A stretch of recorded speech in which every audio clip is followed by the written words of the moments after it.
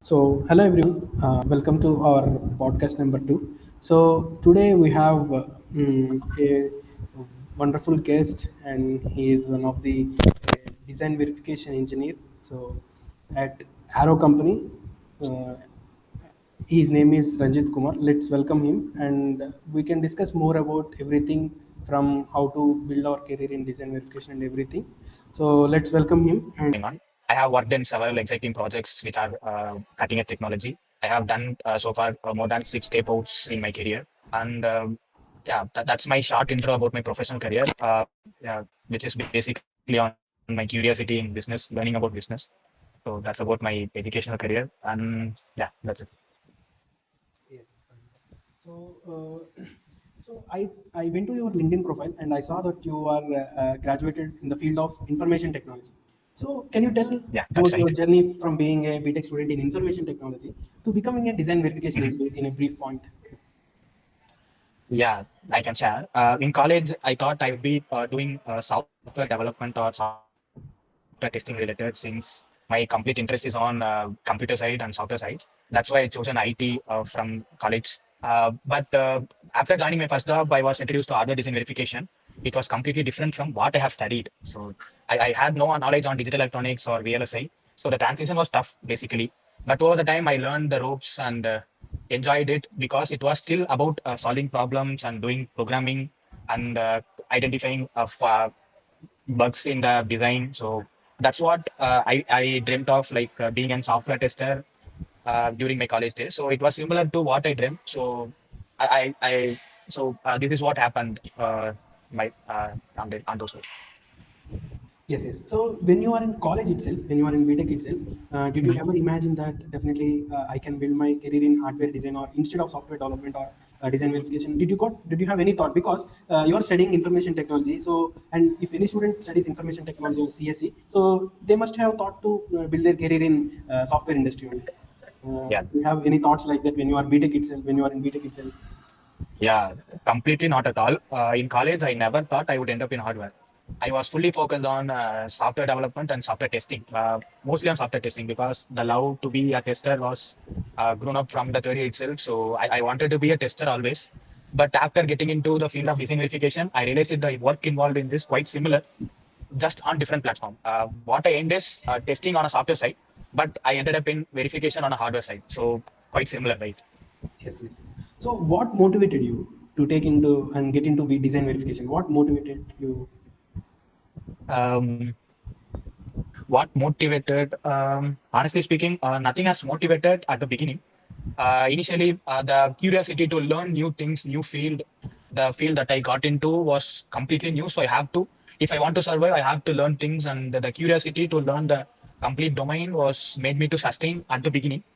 After getting into client projects and working in multiple projects, that made me to stick to this career since my complete motivation to become an design verification engineer. How can I say the the involvement and the how can I say?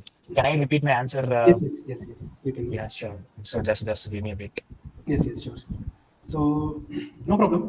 So, for Mhm. every IT student can has his own skills. So, as an IT student, what skills do you already have that can Mhm. help you to become an design verification engineer? What skills already have? Because every IT student have only the knowledge on Python, Yeah. Java, or something like that. Yes. Yes. Yes. Uh, So for me, I was very comfortable with programming at initial, and I was, as I told, since my My passion is to get into software testing. So the testing related things, testing new features and trying to verify them in the real times was my own interest. Uh, that's those skills I have in my college days itself. Even programming solving also. I mean, even problem solving also I had it during my college days itself. Those skills helped me to grasp the entire verification process at little span time. The only thing that I struggled was digital electronics and the VLS aspects. So that I hadn't, I had no clues during my college days since it's completely on software side.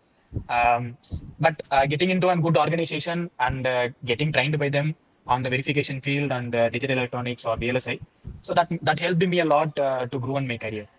Yes, yes. So, Yeah, how you got placement? Like, is it on campus or off campus? And yeah, is your first job is design verification only, or is any other job? yeah. That's quite interesting to tell. Since I got this job, first I got this job in campus interview. This is the company first getting into our college, and I got placed in that first interview itself, and I never get a chance to uh, attend any other interviews during my college days. So this is my only that was my only interview that I have attended during my college days, and I got placed itself, placed that in that itself. Okay, very good, very good. So, uh, how do you know?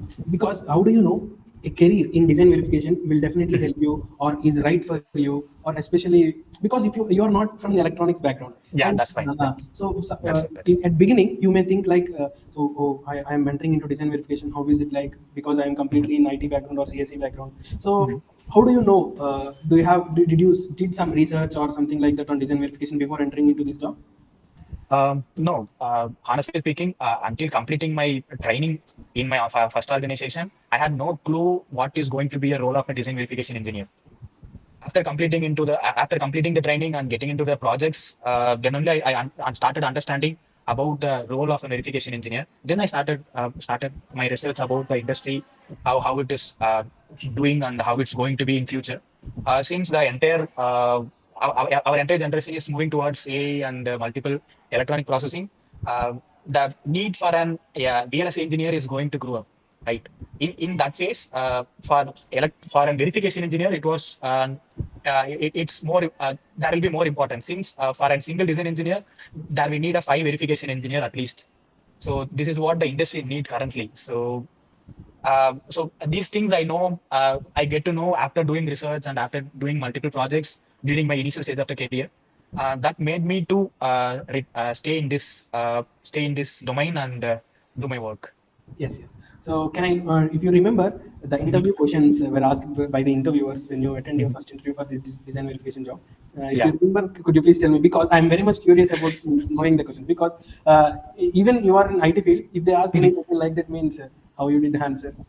Yeah, so that one also interesting story. Like once I get into my final round, face-to-face round, I gave my resume and they started looking at my resume completely on my resume completely on software side.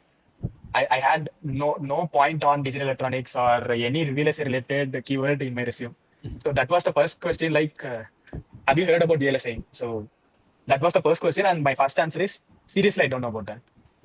So that was my first answer. Then uh, they started from the things that I know that I put in my resume, like related to object-oriented programming or related to any software aspects. Then they started questioning me in digital electronics, like what is combinatorial circuit, sequential circuit. My only answer was sorry, I don't know. But I did well in the programming round, and I have answered all the programming questions properly. So and I had the willingness to learn new things. They asked me like, are you ready to learn new thing or are you ready to get into VLSI industry? Are you open for it? That was the question they posted me. And I said like, what if you think if you are a final student and you are getting into an interview or final round, whatever the interviewer asking, you'll say yeah, yes, sure, I'll do like that's what I also said. Yeah, sure. I'll learn. I'll do. I'll be focused and I'll learn things. Maybe that the point they thought like he has programming and he is ready to learn things. So maybe we can pick him. Like maybe that the thought they might have in the time. Yes, yes, yes. So, so completely.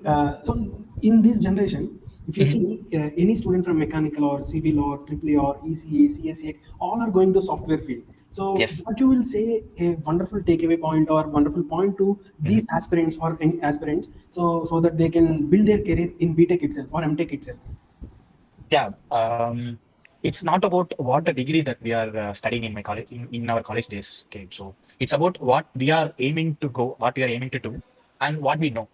So we need to like we need to know we need first we need to know what we know and what we want to do. So if I want to go in a software related aspect, I might have known all software related technologies that are currently in trend, right? So if I want to get into hardware side, I have to be I at least I should know what are all opportunities in the hardware side. Yes, So yes, if I'm doing BTech means all the BTech students or all the computer background students might be stronger in computer, I mean programming, problem solving, and the situation thinking, right? So yes, they can use those skills in whatever the field that they are getting into the technical aspects. Like even it's hardware side, they can go as a designer or they can go as a verification engineer. In the software side, they can go as a developer or tester, whatever else.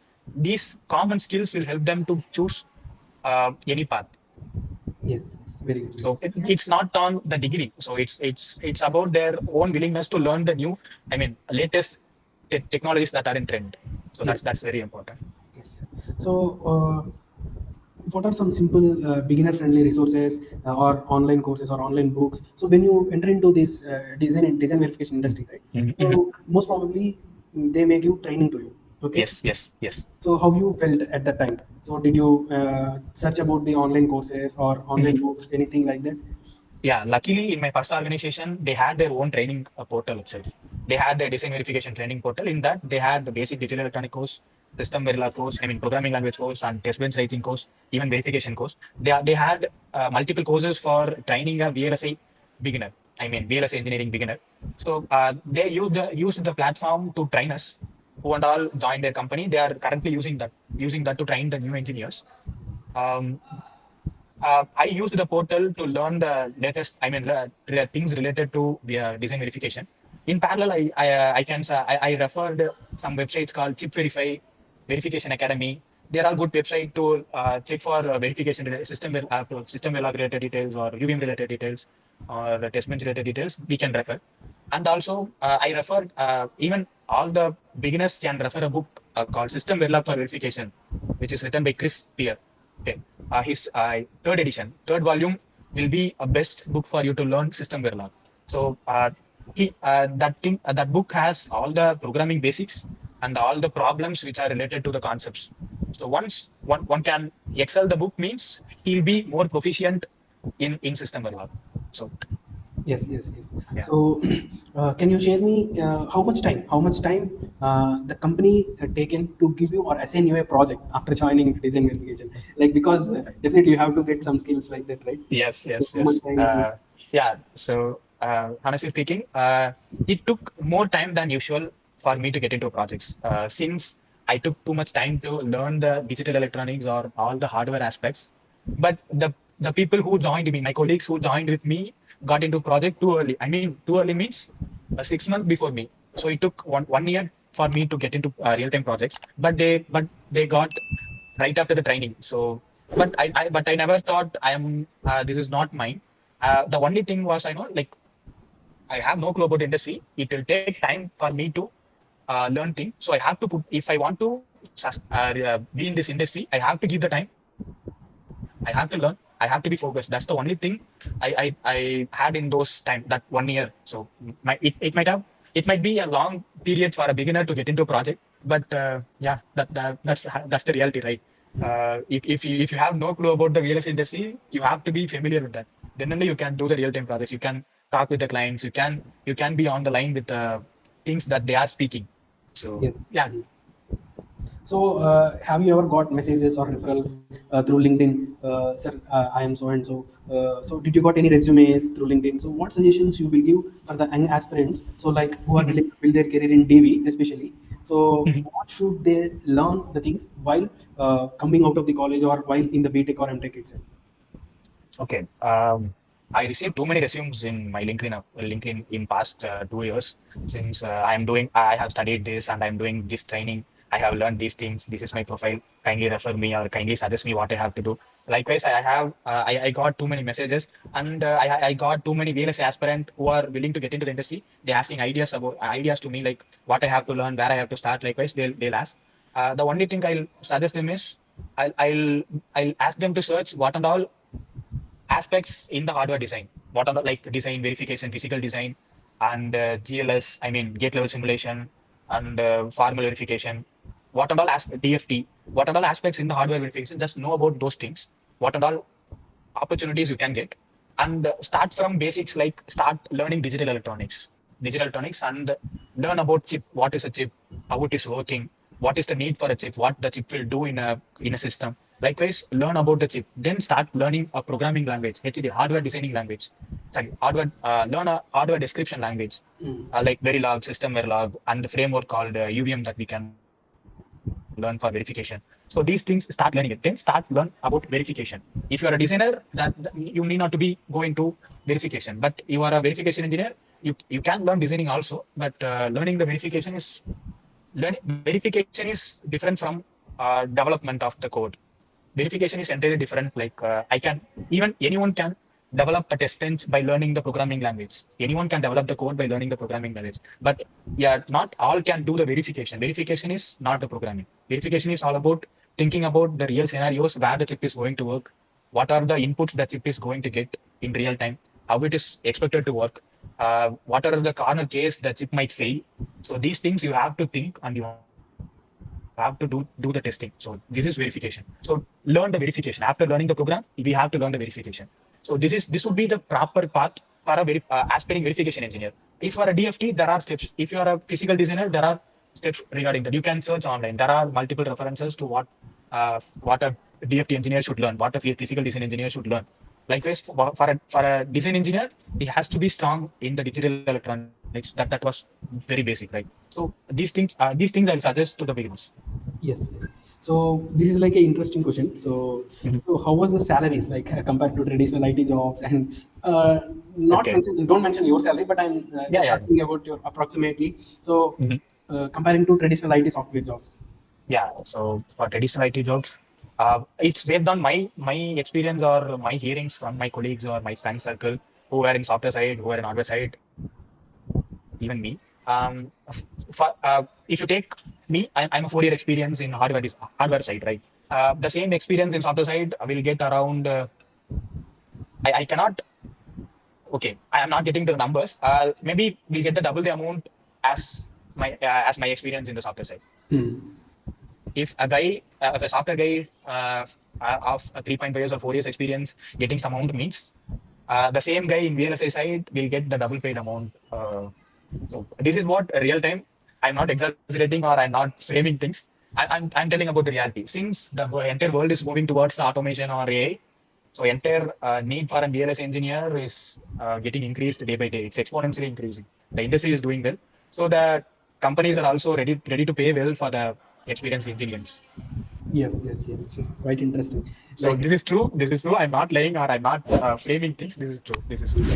yes. So, do companies prefer hiring design verification engineers with an IT background like you now also in this generation also, or else do you have any colleagues like that like you who placed in? Um, yeah, I had my colleague who is with me, who placed with me in the same organization from different college. He is also CSC background. He's also struggled. He's also faced all the struggles that I faced.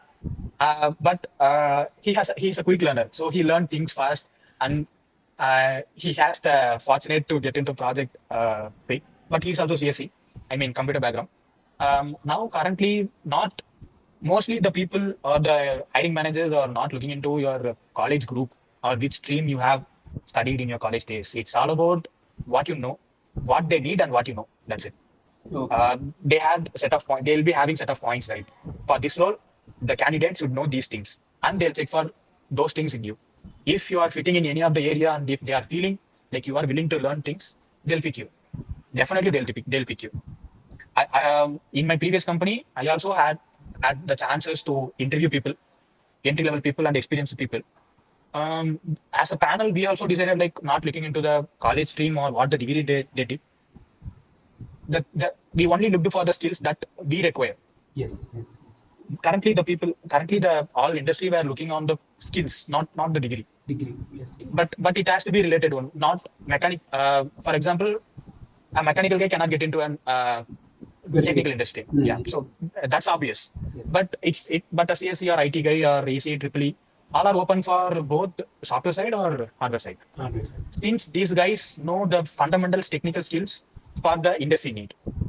Yes, yes, yes. If software guys, if what software field expert, the candidate should be more skilled on problem solving, programming, situation handling, teamwork. So these are the skill a software field may expect, but the domain will change. For a web developer, they should know web technology. For app developer, they might have known an software development technology. For a software tester, they should know some automation languages. Likewise, they should know, right? Yes. For hardware side also, but the common things will be there, like programming, problem solving. These things will be taught in the college itself. It's common for everyone from the first year itself. So so yeah, Yes, yes. so the people won't look for the degree. Degree. Yeah, Yes. that's my Yes. aspect, and I experienced that. So that's what I'm telling. So I heard that you interviewed some people. So I Yeah. want to ask a question. So did you pointed out a IIT tag or NIT tag? So he is from tier 3 college. She is from tier 3 college. So I'm not willing to give him or her chance. Did you have any that point in that mind? Yeah. Um, I or my in my organization, we won't look about in my previous organization or in any organization. No, just I'm reframing the answer. Um, in my previous organization, I had chances to get. I got chances. I In my previous organization, I got chances to interview people. We hadn't we haven't looked about what college from, what college they are from, what institute they are from. We only looked about the technical skills and what they know. That's it. We hadn't looked about their degree. Just only it has to be circuit branches like EC, Triple E, or ITCSE. Other than that, we won't look much into their academic aspect. Even we haven't looked about what they grade got, or what whether they had areas in their college days. We never talk about their educational history during those interviews or during the hiring. We only look about what they know, and they are willing to learn things that we are going to train them. That's it. These two things only we look, and most of the hiring people will look for these two things alone. What you know, and you are willing to know or willing to learn things that they are going to train. That's it. Yes, yes. So I want to ask you, what's your best piece of advice only Mhm. for IT students and CSE students who are Okay. unsure about their career, whether to build in Mhm. IT path, whether to build in hardware part. So what's Okay. especially this advice should be turned to this CSE and IT students only. Yeah. So I can say a thing like learn the basics for the domain. If you are CSC or IT, learn the basic, like learn the programming. That's what you are there for. Like learn the programming thing, even if you are not familiar with a language, just know what is programming, how to do programming, how to solve a problem, how to arrive at a solution for a problem. These are the basic skills for a IT or CSC students, since the stream nature or the domain nature itself to give solutions for the people. Even computer itself found for giving a solution for problems, right? For problem, computer itself are designed for solving the problem. So the complete work nature is to learn the problem solving skills, learn to think logically. So these are the basic skills that is open for any stream or any domain that you are going to work. Even it's software or hardware. These are the basic. Then identify a specific knowledge or technology like that will fit you. Maybe web development may fit you, or software testing may fit you, or .NET development may fit you. You have to identify what is going to fit you and what is easier for you, or what you can learn in the during college days. Then search for the jobs. And for the job, what are all skills required? Try to understand and learn things. This is the easy way. But these all things should come with their own interest. They have to find the interest on them. If there is no interest or nothing they can do, I guess. Yes, yes. Interest is everything. They should have the interest on programming, or they should have the interest on problem solving. If no interest on these things, they cannot get into the technical industry. Even for ITCSE people, they can get into designing aspects also. They can become a UI UX developer or designers, graphic designers, VFX engineers. So, I want to ask you suggestion for all the students. So nowadays, students are coming out of the college without skills because if 100 students are coming out of the college entire year, for example, in whole India, Mhm, mhm, so in that 100 students, mhm, almost 90 students are unemployed mhm, mhm. because lack of Yeah, skills. So yeah, what will you that's exactly. give you the suggestion to build their skills while pursuing BTech itself? Because while pursuing BTech itself, they may have good amount of time and they can Yeah, learn the things while with the help of teachers, professors, online resources, libraries, etc. So will you recommend the things for the especially ongoing pursuing students and upcoming coming out of these students? yeah. So yeah, they can do online learning. They can learn. Now it is all about digital platforms, right? All the things that they want to learn, they can find in the digital platforms. There are websites to learn. There are YouTube videos. There are multiple online courses. There are books that they can buy even virtually. And now we need not to go for the store and find the books. We can search the book and we can order online itself. So completely on digital. So they can do any course at part time during their college days, Yes, yes, or they can suggest their college to do an in-campus training or additional training on the skills that they want, which is industry requires. So those things they can suggest, or by their own interest they can learn digitally. There are opportunities now. 5 or 6 years back, you cannot learn everything online. You have to go for libraries or you have to refer a trainer for learning things. But everything now it's online. Even we also trying to provide the knowledge through online, right? yes, So yes. this is happening now. So there are too much ways to get the skills now. Yes, yes. What do you think about LinkedIn? Because so many students are don't having proper LinkedIn profile, and they are not using it properly. Mhm. So, what is your suggestion, or what are your tips to build their profile in LinkedIn so that they can opportunities, Yeah. jobs or internships? Yeah, this one was the right question. Like I found LinkedIn was the best platform to reach the professionals in a professional way. So I suggest all the students to have a LinkedIn profile with a professional profile picture. Okay. Then a good about section about their interest or a technical experience with in the about section, and they should compulsory have a project or skills mentioning in their profile. This is a basic need in the LinkedIn profile, which will which will catch the hiring managers or recruiters. Will have the first impression of okay, this person with this background knows these skills, which is matching our job description. We can reach them or hire them for the role. All the hiring managers will first look at your LinkedIn profile. Even you reach me through LinkedIn, right? Yes, yes, So yeah, so a good LinkedIn profile will get you more jobs. It's a profile. It's not like other social media profile. It's in LinkedIn. It's completely about your professional side. If somebody is getting into LinkedIn, your LinkedIn profile, what they are seeing is you. yes, So you have to keep things a well structured in manner. I'll suggest all the students to have a LinkedIn profile in a well structured manner. That will help them to get the job that they wanted or they're interested on easier way. Instead yes. of getting into real times, working in a company and attending interviews and making impressions, and good profile will impress the recruiters more. Yes, yes. So, looking back, if you could go to your BTech life, okay, so BTech Uh-huh. days or BTech life, is there anything you would have done differently rather than learning the IT programming languages or software programming languages? Other than Mhm. that, uh, would you have done differently? Do you have any ideas? If you could go to your BTech days, Yes. So if I go to my BTech days, I mean during my college days, maybe the first 1 year after the college, the struggles that I faced, thinking about that means I should have concentrated more on the digital electronics. yes, That is subject, but I haven't focused on those things. I just studied to get past those digital things. What I focused only on programming concepts and the things related to my interest. So I never focused on other things. I'll go and study and I'll try to get past the exam. But I feel like I should have learned things instead of studying.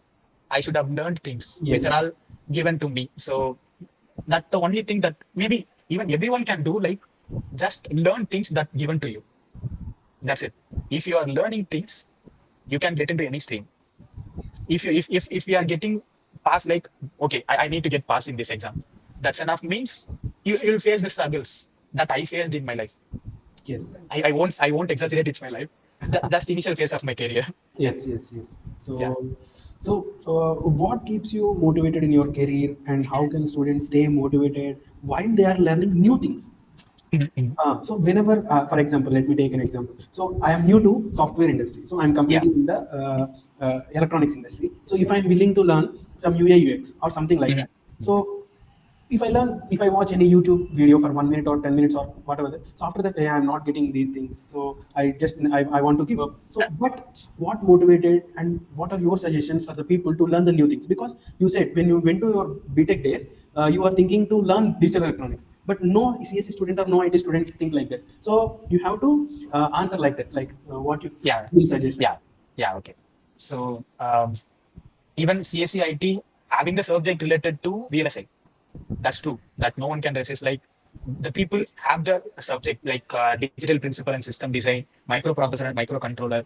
They have the subject, but they won't focus since they feel like this is not their cup of tea. Like I'm a software guy. Why I have to learn digital things or microprocessor or microcomputer? Like they'll feel like I felt the same and I came across, but I feel like I should have learned those things those time itself.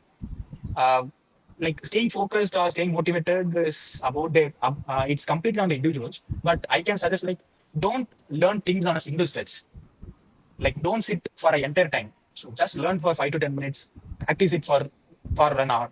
Like if you are, for example, we can take same the UIs, right? If you are watching a YouTube video and you are learning a tool like a move tool or a crop tool, or you are learning about prototyping, just try to do the same, practice the same and get familiar with the same, then go for learn the next thing. If you are learning the complete thing, if you are sitting and let's watch the entire video and learn complete things, then go for like don't that won't work at all. Because we are humans, we will not having the focus for more than 20 minutes or 30 minutes. That's Yes, real. yes, That's why in school days we'll be having all the periods, even single subject period will be only for 40 minutes. 40 minutes. Yeah, 40 minutes. Even the 40 minutes, the teachers will not teach for the entire 40 minutes. They'll Mm. teach only to 20 to 30 minutes and they'll engage other 10 minutes with test or asking questions like this, they'll engage. Mm. Because the human nature will not focus on a complete thing. I mean, complete the 20 to 40 minutes. So just sit for 5 to 10 minutes. Learn a simple thing. Just practice it. Then go for learn new thing. This will help you to learn consistently.